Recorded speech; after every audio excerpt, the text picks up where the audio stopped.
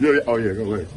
If we could just talk about the surpassing Kobe first. A lot of these guys are the best on the list for historical figures in the game. The fact that you played with Kobe Team USA against him for so many years and had that personal relationship, does that mean anything different in this whole process? It does. It does in the fact that when I was a kid, when I was in high school, I was growing up through the ranks when Kobe came into the league. He was, it wasn't a dream of mine to come straight from high school at that point in time to the NBA. But I was like, wow, a 17-year-old, 18-year-old kid being able to make that leap, that's pretty damn cool.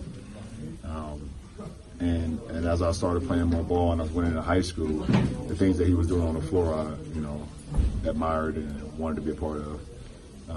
I went to ABCD camp, and he came and talked to all the kids that was there, and I happened to be one of the kids that was there, and I was just listening. I was just trying to soak everything up I could, And I remember one thing that he said. He was like, if you want to try to be, great at it, or want to be one of the greats, you got to put the work in. There's no substitution to work. And I was a 15-year-old kid at that camp. You can actually find the footage of him at that camp. And then 2001, I believe I was playing in New Jersey, and the All-Star game, if I'm not mistaken, and y'all can correct me, was in Philly, right? Yes. Yeah, that Saturday, me and Maverick drove to the Intercontinental downtown Philadelphia, and he gave me a pair of his shoes, which I ended up wearing that following night. It was the red, white, and blue Kobe's.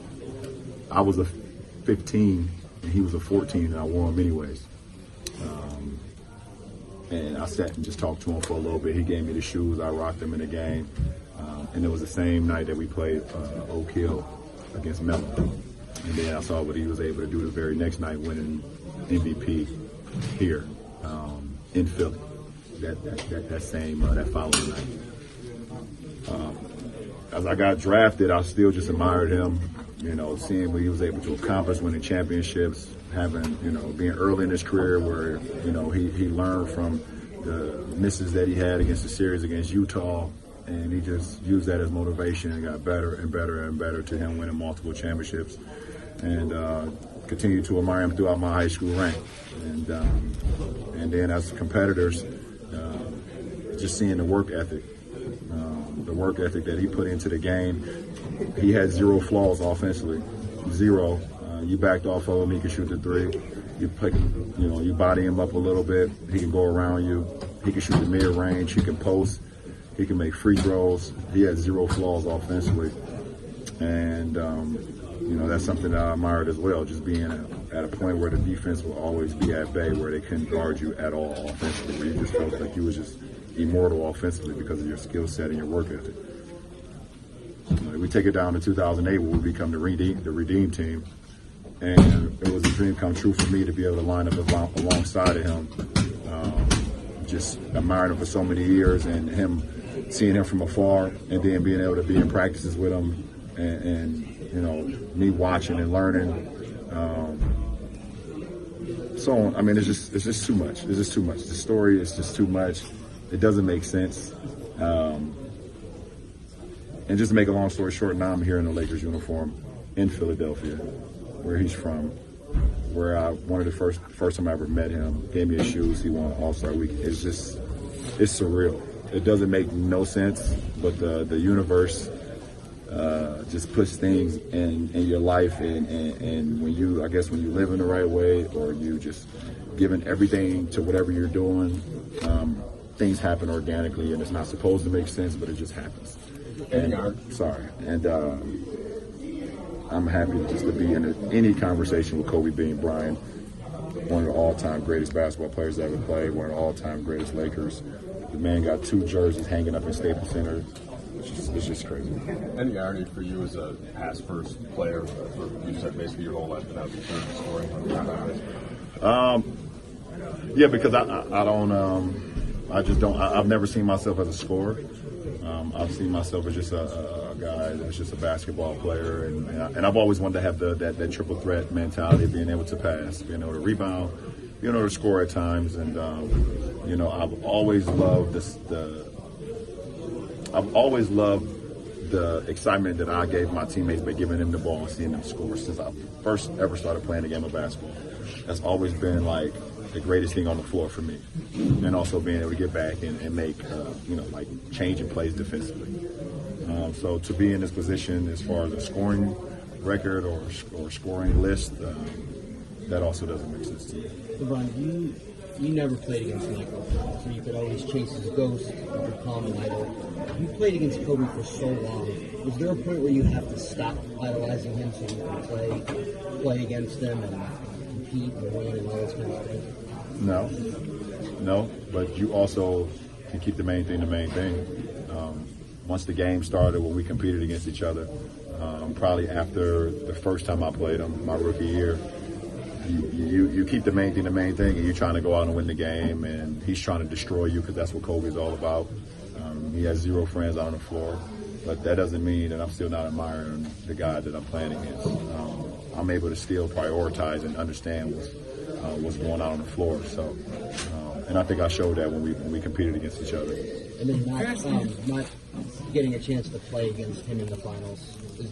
At one time you said that was one of your very few regrets that in your basketball career. Is that still standing? I don't want to say it's a regret because it is what it is. The game has given me everything, and I've given the game everything as well. But we had an opportunity. I think that was 2009 or 8. The year we lost to Orlando in the Eastern Conference Finals, and we had a hell of a year that year. I think we were 66-16, and we got all the way to the Eastern Conference Finals, but we ran up against a Dwight Howard in his prime, and he completely he crushed us, along with Hedo and Rashard Lewis and the rest of those guys. But no, it's not a regret. I think it would have been amazing to be able to compete against Kobe in the finals. It's been great for the fans, but it's no regret. We had enough battles. Passing him in the last couple of years. Passing him with the layup, was that the way you envisioned it, that you would pass it? No, I didn't. It didn't matter. It could have been a layup. It could have been a free throw. It could have been a dunk. It could have been a three. It could have been a tip in. It doesn't matter. Because for me, I didn't go into the game saying, okay, this is how I'm going to do it. If it would have happened, if it happened tonight like it did, cool. If it didn't, I really wasn't tripping about it. What's it been like adjusting to having Kobe as a spectator at your games and sort of cheering you on as you were chasing this record? It's pretty cool. It's pretty amazing. That's pretty much how I'm gonna be when I'm done playing. Being able to come back and watch this beautiful game, and hopefully, there's somebody still playing the game at a high level. That guy across the hallway, Ben Simmons, I can sit and watch him and see how much he's continued to grow and watch him, see him continue to do what he do, because he's growing every day. So, I mean, it's a pretty cool thing to see him and see Gigi at the games and just it's a brotherhood. It's a brotherhood being a part of the Lakers franchise, and we all root for one another, no matter past, present, or future. That's what it's about. Last two questions. LeBron, because of every. I'm getting to every. As you see, I had to answer a phone call while y'all was in here, so I haven't got to all my messages yet. Last question. LeBron, is there a favorite memory? I mean, is it him giving you the sneakers? Is it winning gold medals? Is there something on the court that you guys did against one another that just stands out when you think about it? As far as together, it's too many. It's too many. It could be the last game we played against each other in Staples. It could be his last All-Star game. Right there at halftime, he was getting interviewed by the great Craig Sager, rest in peace. That is an unbelievable moment right there. And I went over there and hijacked his interview. So us winning a gold medal together, some of the things that us going to some of the other events for Team USA, watching Phelps or so many different things that we did together as teammates. So like I said, I was a 15-year-old kid who was able to meet him. I was in awe, and he gave me a pair of his shoes. It's not just one. It's impossible to just single out just one of them, but it's cool to know that you have the support of one of the all-time greats that ever played this game, and someone that you admired to be like on the floor and do the things, win championships, be young, and be remembered. You know, you don't have that much time to play this game, and you know, if you're able to be remembered, you know, for the great things that you did, the positive things that you did, you know, making people feel, you know, great about what you did, that's a pretty cool thing. So I wrote on my shoes tonight. I think I put Mamba for life, 824 KB, because it's really that mutual. So yeah, appreciate it. Thank you, guys. Thank you.